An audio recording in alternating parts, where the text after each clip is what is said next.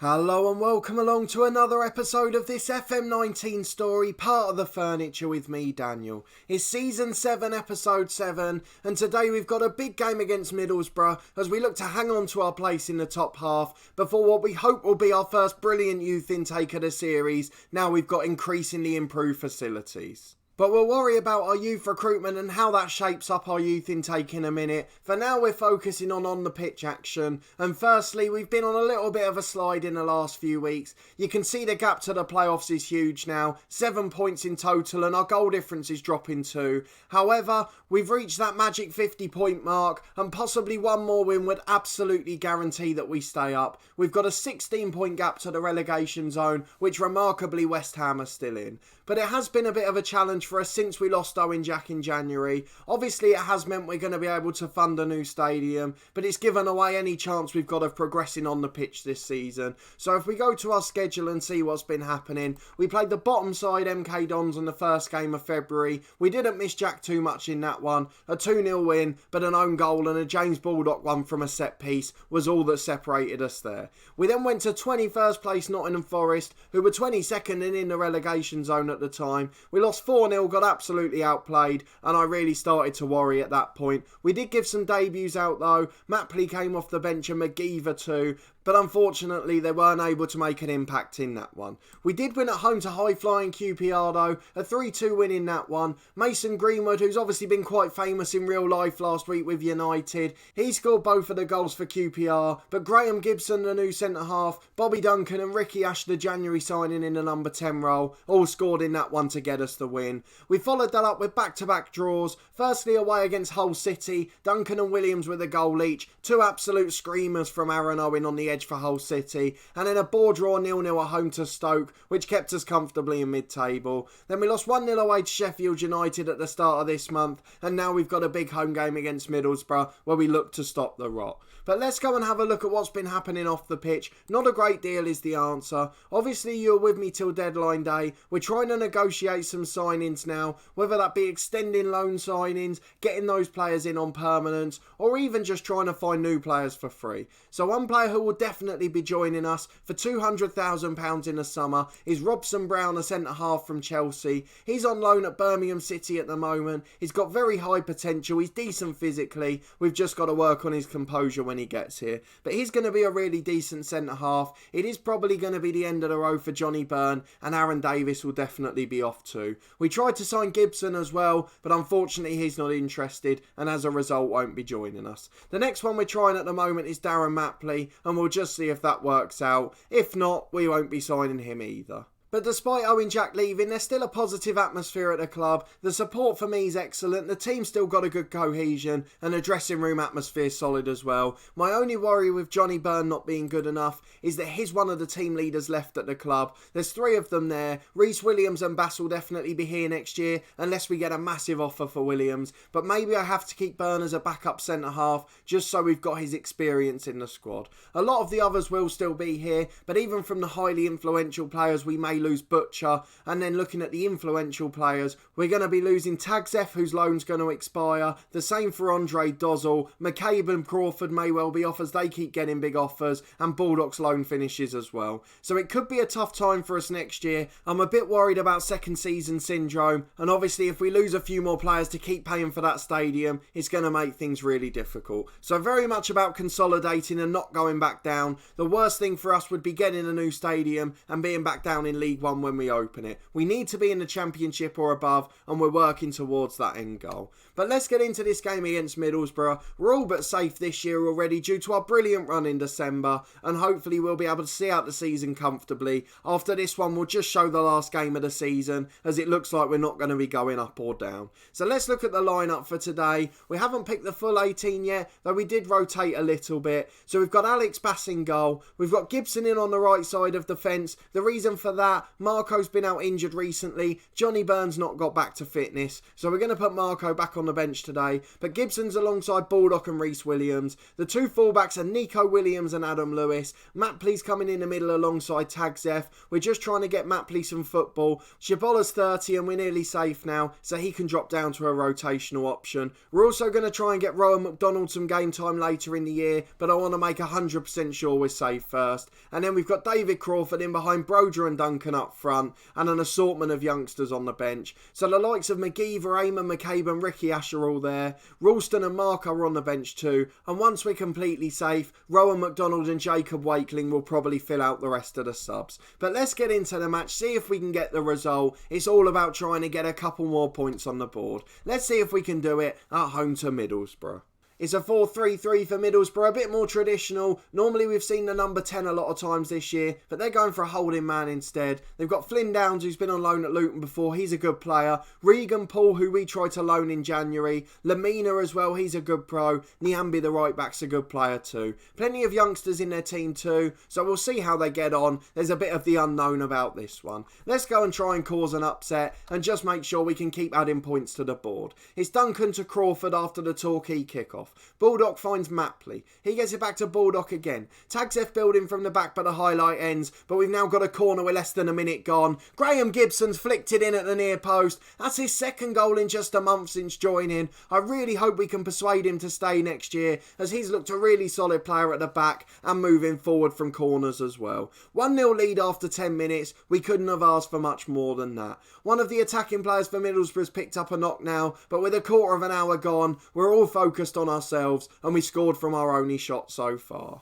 A quarter of the game gone. It's Ketchell taking it for Middlesbrough, the goal kick. Long ball over the top, which Gibson heads away. Crawford tries to bring it down, but doesn't quite get there. Flynn Downs to Lamina. I think that's Lamina, who's at Southampton in real life and has moved back over to Italy, I think. Nico Williams intercepts the through ball though, and he's Downs with the ball again. Out to Niambi on the right hand side. He's trying to take on his man towards the back post, but it's gone past everyone out to the injured left winger. They're trying to cross it again. We've got that warning to close Niambi down now, so we're going to do that, but we want to stop Flynn Downs having that shot 25 yards out. He gets it out to the right to Niambi. Shots blocked, but what a brilliant rebound. The cross from Niambi deflects out to the edge, and Blackburn from the edge of the box with an absolute rocket for Middlesbrough. They're back on level terms. We've got to go and look at him. What a player he looks. He's on £8,000 a week on loan from Arsenal. We know with this series we can find players naturally, so if it had been a youngster at Middlesbrough on a couple of grand a week, we probably would have scouted him to see if we could get him in, or if he was worth signing for the club. They've got another one at the back post. They've hit the post twice. What's going on there? They've missed the first shot. Bass with the rebound was nowhere near it, but it hit the far post and dribbled across the line, and Bass was able to get there in the end. But we're getting warnings to close them down galore as they hit the woodwork again. Flynn Downs this time from the edge of the box. 10 minutes to the break, we're getting outplayed, so we're going to go positive and see if we can get on the front foot. A couple of minutes to the break and it seems to have stemmed the flow, but let's see what it can do in an attacking sense. We've got the ball with the left wing back Adam Lewis. He's trying to take on his man. Lost out to Flynn Downs again. He's been really poor in this half, and they're coming forward with Blackburn, the goal scorer. He finds the injured left winger. They've got an overlap on that left hand side again. They've done it well on both sides in this half, and now Blackburn heads it back into the box again. Lynch with the shot straight at Bass. Really good save for him though. Reaction save, and he's out for a throw on the right for Borough.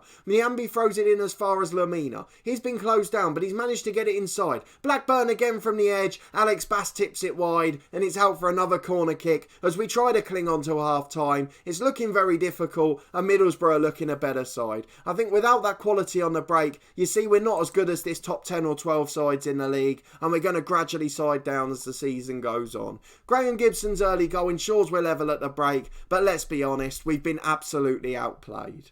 Let's talk to the lads then. Sean Taylor wants us to encourage them. We're not going to do that. We're going to say we're not happy, and they're all fired up, so let's hope they react now. We're going with a positive mentality, so hopefully we can get on the front foot and at least cause a few problems for this Middlesbrough attack. The left winger's got injured again. We've put it out of play and he continues to carry on. It seems like they're just slowing the game down there. Gibson gets the ball to Nico Williams from a short free kick. We're coming over halfway. It's a long ball up to Broder, the target man. Loses out in the air, but Nico Williams does well. He finds Crawford. Up to Broja, he's got two running off him but goes alone. Duncan with a great diversion run, which meant that two defenders followed him and Broja got a shot away, which is tipped behind for a corner. Tagzef into the front post. Gibson goes up for the challenge, but he's given away a free kick, and for some reason the lino was flagging the other way. Downs with the ball to Blackburn 25 yards out. End to end at the start of the second half. The injured left winger comes into the box, but he puts it over the bar and it remains 1-1. It's a throw on the right for Nico Williams. Only a couple of minutes between highlights now. It's been an end-to-end game in this half and we're starting to compete more now with Tagzef. He gets it to Williams on the right. Tries to deliver it, deflects away and the ambi clears as a result. But Baldock brings it down on halfway to Reece Williams. He's got Adam Lewis on the left on the overlap. Crosses towards Broja, the target man, who nods it down. But it's really not got anything on it and it rolls into the keeper's hands. Just up to the hour mark now and we're still level despite having a better start to this half. Paul inside to Flynn Downs for Middlesbrough. Lamina finds Blackburn. 25 yards out, shoots again. Bass makes a great save and Reece Williams clears. Only as far as the left wing though and it's in again. Williams heads to the edge for Downs and it's out to Amisar on the left hand side. Adam Lewis heads it away from Sibicki and Reece Williams at long last hoofs it long.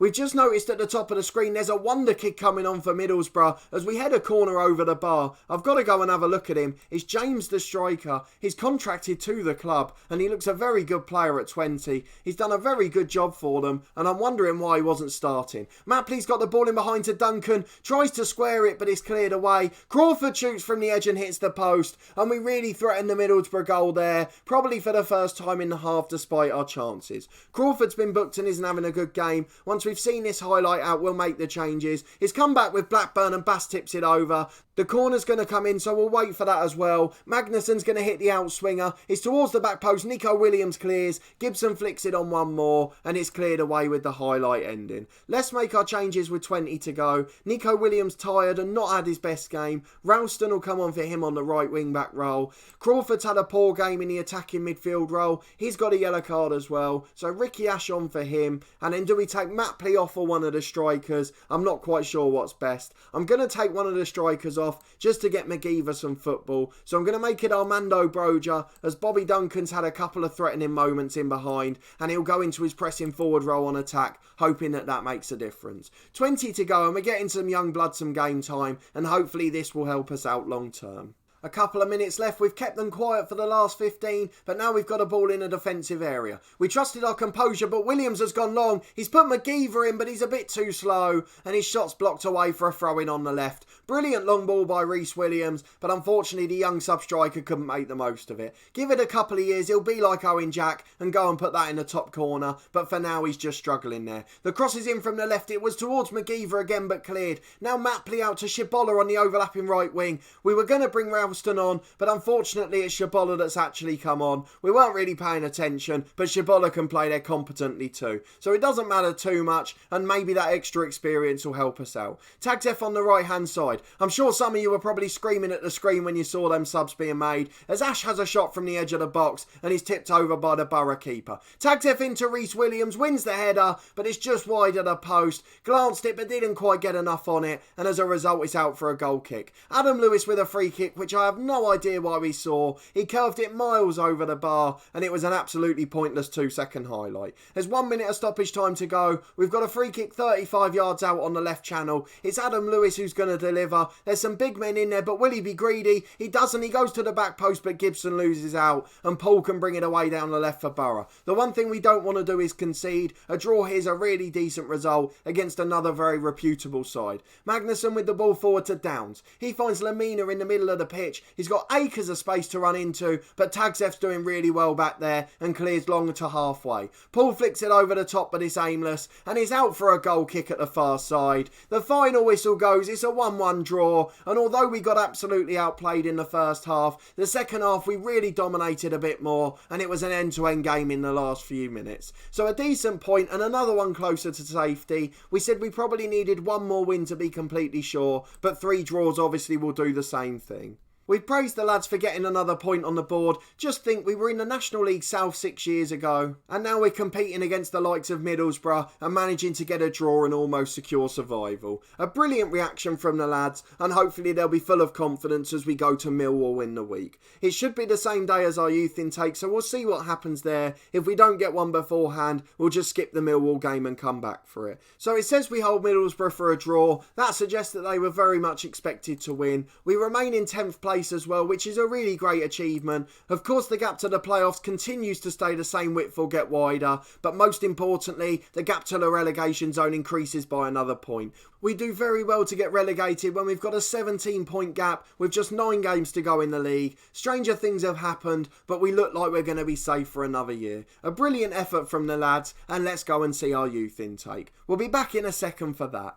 Right, we're back and we've been thrown into our latest message, which is news of the youth intake. I'm immediately fairly optimistic by the promising sign, which is that we've got the potential to have one of the most gifted players come through in the ranks in recent years. That man's Richard Quirk. I'm just trying to look along to see what position he is. Whereabouts is he? He's a right back from Bodmin, and he also says he can play right wing back, so hopefully he'll be a natural there as well. That's a potential good sign, and he's also got an influence in bringing through some players with his coaching style, which if we look at Warren Hawke, he's got a professional personality, and hopefully that will rub off on them as well. So let's go and look at the youth candidates team. Fingers crossed there's at least one special player in there. Oh, there's 2. This is more like it. For the first time in this series, we're going to be bringing players through the club, and that really helps when we're trying to sell players to pay for a stadium. The fact that we've got players ready to step into the first team from the youth intake is an absolutely brilliant moment for me, and one of my favourite things to do moving forward. So Richard Quirk is very much the main man.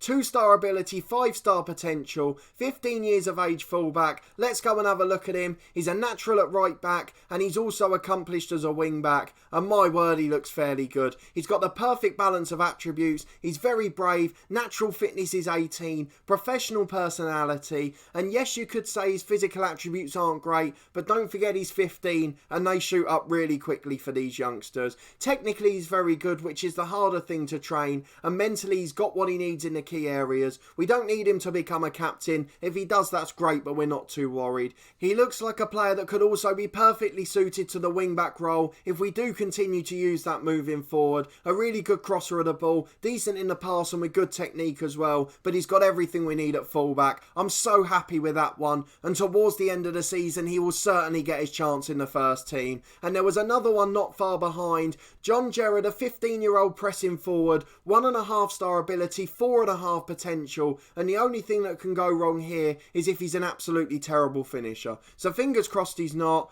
11 for finishing, and my word, he looks good as well. Possibly a bit high on the aggression side, only a balanced personality. Physically he's wonderful, he's got great pace, he's a good finisher, not great technically aside from that, but neither was Owen Jack, and he looks like he could be a replacement moving forward. Really decent mentally, possibly a leader moving forward, works fairly hard and is fairly determined. I couldn't ask for much more than that. A 15-year-old with good decision making as well, particularly in that striking area is great. We'll just work on his composure in the final third. So plenty of work to do off the pitch with those 2 kids, but they are our first 2 sensational players to come through, and I'm really excited moving forward to get 2 players through the club that will play in the first team and hopefully make hundreds of appearances in the years to come. So let me know down in the comments what you think of those 2. Are you looking forward to seeing them in the first team in the future? Hopefully we'll have them there sooner rather than later. And if we're comfortably safe in the final game of the season, then you'll see both of them in action in the next episode.